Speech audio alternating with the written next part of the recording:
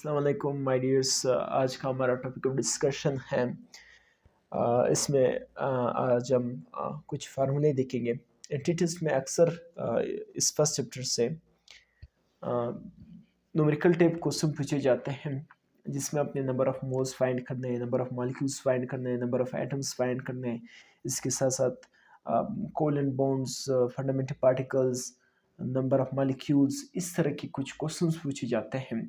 तो मैंने आपके लिए आज का ये लेक्चर्स, जिसमें मैं आपको कुछ फार्मूले, कुछ शॉर्टकट्स दूंगा कि अगर आपको नंबर ऑफ मोल्स इस तरह, अगर आपको मास दिया गया हो तो तब अपने नंबर ऑफ मोल्स किस तरह फाइंड करने हैं, पार्टिकल्स दिया गया हो तब आप किस तरह फाइंड करेंगे, वॉल्यूम दिया गया हो तब आपने किस तरह फाइंड करना है, नंबर ऑफ एटम हम किस तरह फाइंड करते हैं, नंबर ऑफ पार्टिकल्स हम किस तरह फाइंड करते हैं, नंबर ऑफ मॉलिक्यूल्स किस तरह फाइंड करते हैं, आगे मैं आपको नोट्स में फार्मूले दिखाऊंगा।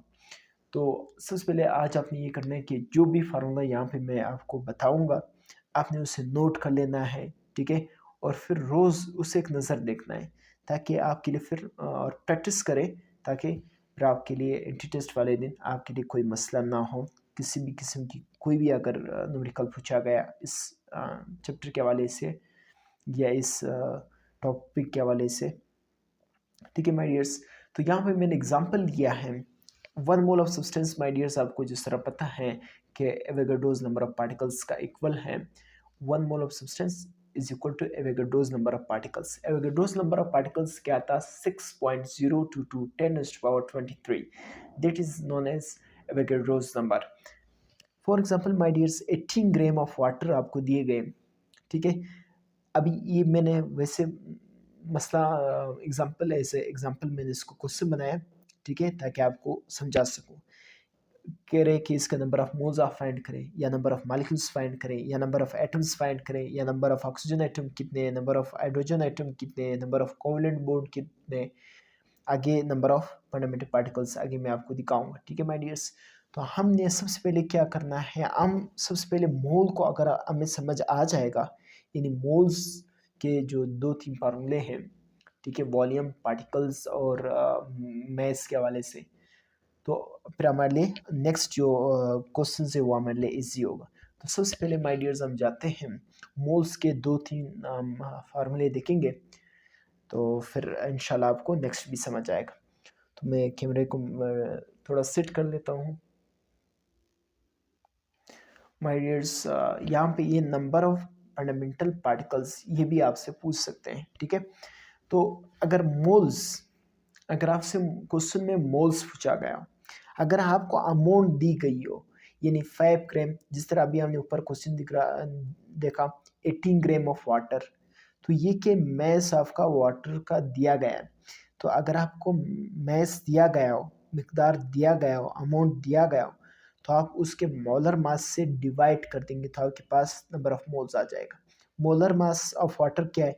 जैसे देखिए, ऑक्सीजन 16, 2 हाइड्रोजन है तो 2, तो 16 और 2 कितने हुए? 18। तो 18 क्या है? मोलर मास ऑफ वाटर है, ठीक है। तो मोल्स का एक फार्मूला हमारे पास क्या बना? अगर हमें अमाउंट दिया गया हो 5 ग्राम, 2 ग्राम, 10 ग्राम, कुछ भी हो सकता है, उसका आप उसके मोलर मास से डिवाइड कर देंगे। CH4 हो सकता है, कुछ भी वो पूछ सकते हैं, मैंने वाटर एज एग्जाम्पल लिए, ठीक है माय डियर्स। तो आपके पास नंबर ऑफ मोल्स आ जाएगा। अगर उसने नंबर ऑफ पार्टिकल्स दिए गए हो, क्वेश्चन में इस तरह पूछा गया 1.05 10⁻, कुछ पार्टिकल्स, ठीक है, उसको आप टोटल नंबर ऑफ पार्टिकल्स 6.022 10⁻23 से डिवाइड कर देंगे तो आपके पास मोल्स आ जाएगा।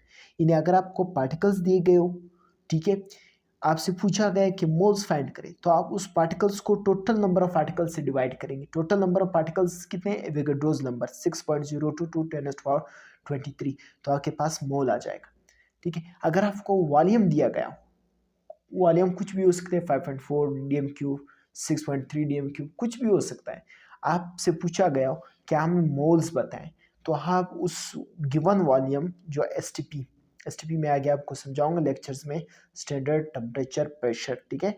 अगर आपको वॉल्यूम दिया गया हो और आपसे पूछा गया हो कि मोल्स बताएं, तो आप उसी वॉल्यूम को डिवाइड करेंगे 22.414 डीएम क्यूब, तो आपके पास मोल आ जाएगा, ठीक है माय डियर्स। तो सबसे पहले हमने ये देखना है कि मोल्स के हमारे पास 3 फार्मूले हैं। अगर आपको अमाउंट ऑफ सब्सटेंस दिया गया है माय डियर्स, तो आप उसको मोलर मास से डिवाइड करेंगे। अमाउंट ऑफ सब्सटेंस क्या है? कुछ भी हो सकता है, 5, 6 ग्राम, 9 ग्राम, 20 ग्राम, कुछ भी हो सकता है। ये क्या है? अमाउंट। ये आपको क्वेश्चन में दिया गया होगा और आपसे पूछा गया है मोल्स फाइंड करें, तो आप मोलर मास से डिवाइड करेंगे। अगर नंबर ऑफ पार्टिकल्स दिए गए कि 1.5 10 पावर इतने पार्टिकल्स, तो नंबर ऑफ मोल्स बताएं, तो आप उस पार्टिकल्स को टोटल नंबर ऑफ पार्टिकल्स से डिवाइड करेंगे। टोटल नंबर कितने? 6.022 10 पावर 23, तो आपके पास मोल्स आ जाएगा। अगर आपसे वॉल्यूम वॉल्यूम दिया गया हो और आपसे मोल्स के बारे में पूछा गया, तो आप उसी वॉल्यूम को टोटल नंबर ऑफ वॉल्यूम से डिवाइड कर देंगे। टोटल नंबर ऑफ वॉल्यूम क्या है? 22.414 dm3, तो आपका आंसर मोल्स आसानी के साथ आ जाएगा। तो माय डियर्स, उम्मीद है कि आपको ये मोल्स का जो 3 फार्मूले हैं बेसिकली, ये आपको अच्छी तरीके से समझ आया होगा। अभी हम जाते हैं कि अगर हमसे पूछा गया नंबर ऑफ पार्टिकल्स फाइंड करें, यानी कि इसमें नंबर ऑफ पार्टिकल्स कितने हैं या नंबर ऑफ एटम कितने हैं, ठीक है, वो देखेंगे। इस मोल्स के फार्मूले को आप राइट डाउन कर लें, ठीक है, और फिर इसको एक नज़र रोज़ देखा करें ताकि आपके लिए फिर मसला ना रहे, भूल ना जाए, ठीक है। माय डियर्स, अभी हम ये फाइंड करेंगे कि अगर हमें नंबर ऑफ पार्टिकल्स फाइंड करना हो कि नंबर ऑफ पार्टिकल्स कितने हैं, ठीक है, तो जो मास दिया गया होगा उसको मोलर मास से आप डिवाइड कर देंगे और फिर मल्टीप्लाई करेंगे एवोगाड्रोस नंबर से। जो भी मास दिया गया हो, जैसे अभी हमने ऊपर देखा कि 18 ग्राम ऑफ वाटर, तो 18 क्या है? मैस है। उसका वाटर का मोलर मास भी 18 है, तो उसको आप एवोगाड्रो नंबर से मल्टीप्लाई करेंगे तो आपके पास नंबर ऑफ पार्टिकल्स आ जाएंगे, ठीक है। अगर मैस ना दिया गया हो, मोल्स डायरेक्ट दिए गए हो, mass divided by molar mass क्या है? अभी मैंने आपको ऊपर बताया कि mass divided by molar mass is also known as mole. Mole को हम एन से रिप्रेजेंट करते हैं, ठीक है। अगर आपको डायरेक्ट मोल्स दिया गया और आपसे पूछा गया कि नंबर ऑफ पार्टिकल्स फाइंड करें, तो आप उसी मोल को एवोगाड्रोस नंबर से मल्टीप्लाई करेंगे, आपके पास नंबर ऑफ पार्टिकल्स आ जाएंगे, ठीक है। अगर आपको मोल्स ना दिया गया, मैस दिया गया हो, तो फिर आप ये वाला फार्मूला यूज करें, mess divided by molar mess multiply Avogadro's number, ठीक है। अगर मोल्स दिया गया हो तो फिर डायरेक्ट मोल्स को एवोगाड्रोस नंबर से आप मल्टीप्लाई करेंगे तो नंबर ऑफ पार्टिकल्स आपके साथ आपके पास आ जाएगा, ठीक है माय डियर्स। अभी number of atom, number of particles, ये बेसिकली मॉलिक्यूल्स भी है, नंबर ऑफ मॉलिक्यूल्स को भी इसी तरह फाइंड करते हैं, ठीक है। अगर आपसे पूछा गया हो कि suppose number of atom find करें, नंबर ऑफ एटम फाइंड करें, आपको आपने क्या करना है? Mess divided by molar mess multiply by Avogadro's number multiply by atomic city. Suppose water में कितने एटम है? 2 हाइड्रोजन है, 1 ऑक्सीजन है, 2 हाइड्रोजन है और 1 ऑक्सीजन है, ठीक है। तो वाटर के लिए एटोमिसिटी क्या आएगी? 3 आएगी, तो इसकी जगह आप 3 लिखेंगे, एवोगाड्रोस नंबर की जगह आप एवोगाड्रोस नंबर लिखेंगे। जो मास दिया गया उसको आप उसके मोलर मास से डिवाइड कर देंगे। अगर CH4 के लिए पूछा गया हो कि सपोज मैंने एग्जांपल दी कि CH4 के लिए नंबर ऑफ एटम्स क्या रहेगा, अभी CH4 में कितने एटम है? 4 हाइड्रोजन है, 1 कार्बन है, तो 5 वे CH4, 5 वे, तो एटमिसिटी क्या आई? 5। एवोगाड्रोस नंबर की जगह मैं 6.022 10⁻23 लिखूंगा, और मैस अगर मुझे जो भी दिया गया हो क्वेश्चन में मैं वो लिखूंगा।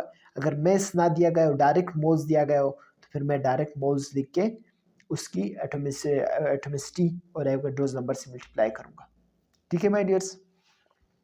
यानी अगर आपने नंबर ऑफ एटम फाइंड करना है और बेसिकली सेम है, देखो mass number divided by molar mess, Avogadro's number, ठीक है। सिर्फ जितने नंबर ऑफ एटम्स है, जैसे मीथेन में कितने? CH4 5 है, वाटर में कितने? 2 हाइड्रोजन 1 ऑक्सीजन है 3। सिर्फ उसको आपने आगे मल्टीप्लाई उसके साथ करना है तो आपके पास नंबर ऑफ एटम्स आ जाएंगे, ठीक है माय डियर्स। ये इस तरह भी हो सकता है कि अगर वो डायरेक्ट आपको मोल दे दे तो फिर मोल्स को आप एवोगाड्रोस नंबर से मल्टीप्लाई करेंगे, ठीक है, और उसके जितने भी एटम्स होंगे उससे मल्टीप्लाई करेंगे तो आपके पास नंबर ऑफ एटम्स आ जाएंगे माय डियर्स। माय डियर्स, उम्मीद है कि आपको मोल्स के तीनों फार्मूले आप सीखे, नंबर ऑफ पार्टिकल्स के, नंबर ऑफ मॉलिक्यूल्स और नंबर ऑफ एटम्स आप नंबर ऑफ एटम्स के फाइंड करने के जो फार्मूले हैं वो आप सीख गए। इंशाल्लाह नेक्स्ट वीडियो में हमारे इसी मोल्स के बारे में जो भी हम कुछ प्रैक्टिस एमसीक्यूज करेंगे ताकि आपकी क्रिस्टल क्लियर कॉन्सेप्ट हो जाए और आपके लिए फिर एंट्री टेस्ट में कोई मसला ना रहे। तब तक के लिए अपने उस्ताद वकील अहमद को इजाज़त दीजिए। अल्लाह हाफ़िज़।